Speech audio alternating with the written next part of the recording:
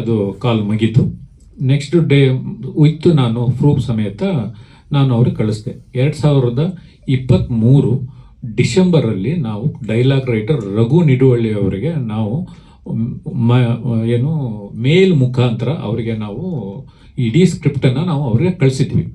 ಆ ಮೇಲ್ ಡೀಟೇಲು ನಾನು ಅವ್ರಿಗೆ ಕಳಿಸ್ದೆ. ಮೇಲಲ್ಲಿ ಇವರು ನನಗೆ ಕಳಿಸಿರೋ ಡೀಟೇಲ್ ಕಳಿಸಿದ್ರು, ಸಿನಾಪ್ಸಸ್ ಜೊತೆಗೆ, ಅದರದ್ದು ಕತೆ ಜೊತೆಗೆ, ಮತ್ತು ಆ ಕತೆಗೆ ನಮಗೆ ಇನ್ಸ್ಪೈರ್ ಆಗಿರುವಂಥ ಒಂದು ಇನ್ಸಿಡೆಂಟ್ ಸಮೇತ ಇವರು ನನಗೆ ಸಿನಾಪ್ಸಸ್ಸು ಮತ್ತು ಮೇಲ್ ಕಳಿಸಿರುವಂಥ ಡೀಟೇಲು ಕಳಿಸಿದ್ರು. ನಾನು ಅವ್ರಿಗೆ ಫಾರ್ವರ್ಡ್ ಮಾಡಿ ವಾಯ್ಸ್ ಮೆಸೇಜ್ ಹಾಕಿದೆ. ಮತ್ತೆ ತಿರ್ಗಾ ಅವರು ಕಾಲ್ ಮಾಡಿದ್ರು, ಇಲ್ಲ ನಾನು ಬಳಸ್ಕೊಂಡೇ ಇಲ್ಲ ಅಂತ. ನಾನು ಹೇಳಿದೆ, ನೋಡು ಡಾರ್ಲಿಂಗ್ ಕೃಷ್ಣ ಅವರೇ, ನೀವು 2013ರಿಂದ ನಾವು ಪರಿಚಯ, ತುಂಬ ಒಂದು ದೊಡ್ಡ ಲಾಂಗ್ ರಿಲೇಷನ್ಶಿಪ್ ಇದೆ.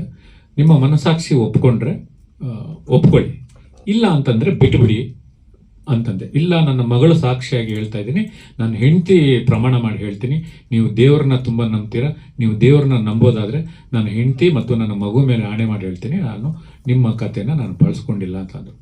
ಆಯಿತು, ನಿಮ್ಮ ಆತ್ಮಸಾಕ್ಷಿಗೆ ಈ ವಿಷಯನ ಇದನ್ನು ಬಿಟ್ಟುಬಿಡ್ತೀನಿ ಅಂತ ನಾನು ಶುಕ್ರವಾರ ನಾನು ಈ ವಿಷಯನ ಬಿಟ್ಟೆ. ನಾನು ಅಲ್ಲಿಗೆ ಆಯಿತು, ಸರಿ, ನಿಮ್ಮ ಆತ್ಮಸಾಕ್ಷಿನೇ ಒಪ್ಕೊಳ್ಳಲ್ಲ ಅಂತಂದಮೇಲೆ ಸರಿ, ಇದಕ್ಕೆ ಮೇಲೆ ನಿಮ್ಮ ಜೊತೆಗೆ ವಾದ ಮಾಡಿ ಮತ್ತು ನಿಮಗೆ ಪದೇ ಪದೇ ಅದನ್ನು ಹೇಳಿ ಏನು ಪ್ರಯೋಜನ ಇಲ್ಲ ಅಂತ ನಾನು ಅದನ್ನು ಬಿಟ್ಟೆ.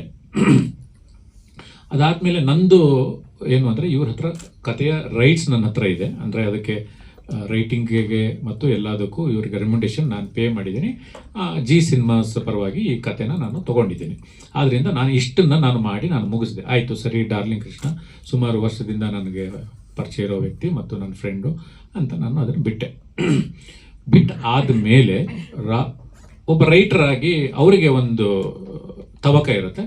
ಅದಾದಮೇಲೆ ಏನು ನಡೀತು ಅನ್ನೋದನ್ನು ರಾಘವೇಂದ್ರ ನಾಯಕ್ ಅವರು ಹೇಳ್ತಾರೆ.